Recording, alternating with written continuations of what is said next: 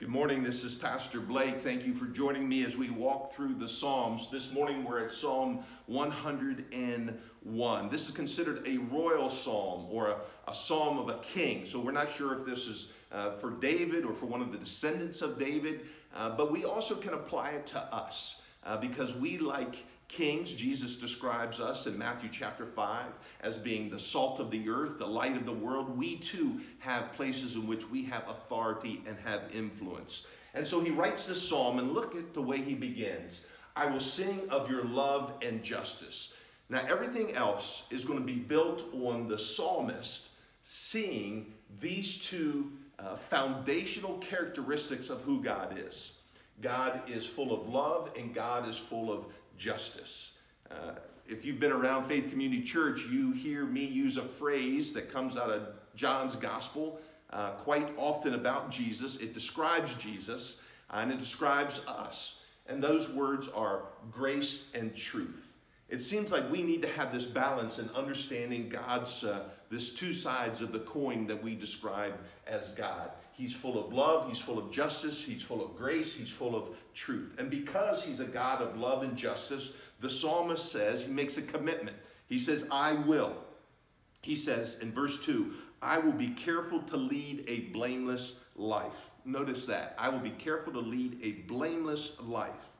Then the second part of verse 2, I will conduct the affairs of my house with a blameless heart. So he's not just saying my own life, but that where I have immediate influence in my own household.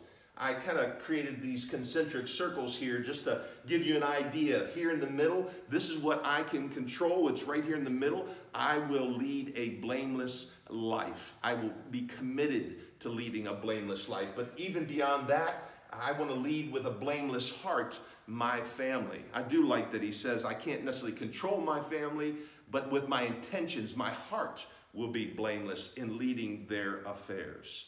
And not only my life, not only my family, but as we go on in the psalm, and I'll have to not unpack all of it, but just so you see the direction it's heading, the circle gets even a little bigger to society at large. In verse 3, he says, I will not look with approval on anything that is vile. That's not just in my own life, that's not just in my family, but that's in society. I will not look on and approve things that are vile.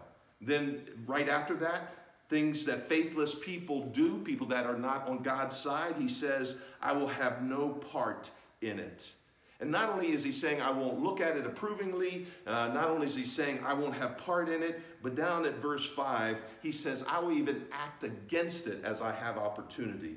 Verse 5, whoever slanders their neighbor in secret, I will put to silence. In other words, I will address it. If someone is slandering a neighbor, and you can think of all other kinds of evil behavior, if I can, I will address it in that moment. And so I just want to encourage you this morning, we too are called to be people who exhibit integrity and influence for good in our own lives, in our families, and in the culture around us. If you're feeling a little condemnation as I use terms like blameless, I understand, because when I hear these words, I'm going, but my life isn't blameless.